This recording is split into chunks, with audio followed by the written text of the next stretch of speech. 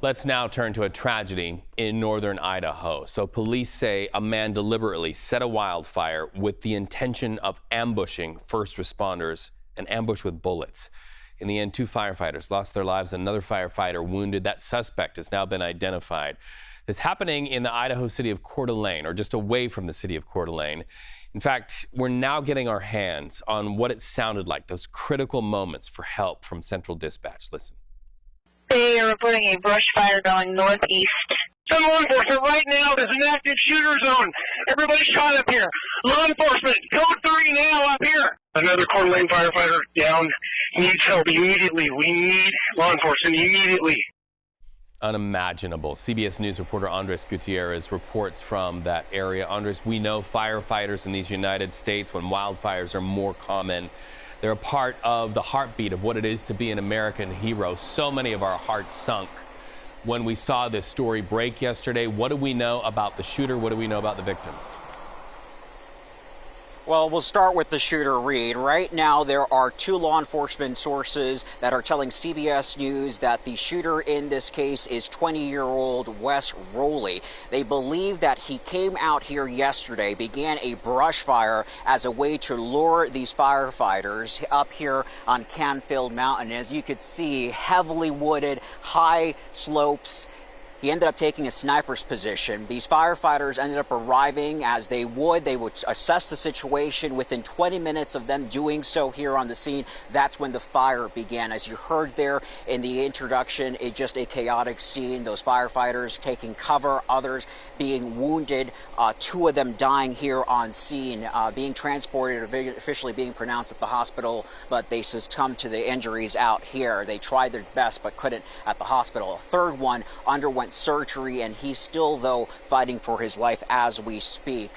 Then the search for the suspect began, and now let me just tell you, it was pretty chaotic, not only for those firefighters but for law enforcement trying to find this person. Right. You imagine 1:30 in the afternoon, pretty heavily wooded area, hikers out here, pretty popular hiking destination, and so besides flooding the area with law enforcement, they ended up resorting to technology. Everyone carries one of these, and this is tracking your position at all times. And so they ended up figuring out that there was a cell phone that had not moved from a certain location near the shooting as of 3:26 yesterday afternoon. And then at 7 o'clock, the police sent over a chopper with a sniper on board, and they saw the body of this 20-year-old, a rifle right next to him. The fire was moving in quickly, and so they ended up hoisting him onto the helicopter and taking him out of the scene there, because obviously they want to figure out whether he shot himself or if the exchange and gunfire that they initiated earlier in the afternoon was what took his life. That's still being determined. A medical examiner will eventually reveal that information.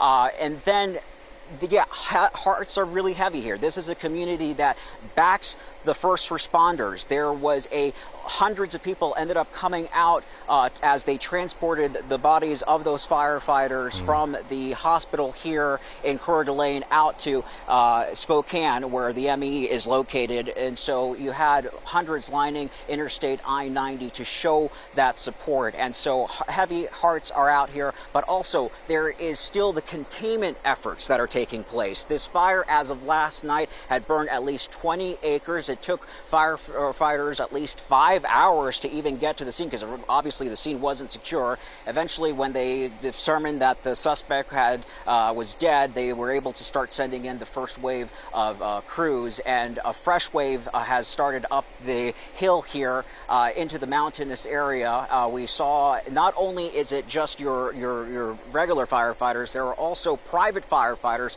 the so-called Graybacks, that are a organization based here in the Pacific Northwest. They are aiding the firefighters with this effort, because you can imagine right now the local fire department, they're grieving. I can't imagine them being on the front line as they're trying to contain this fire, and also mourning their fellow brother.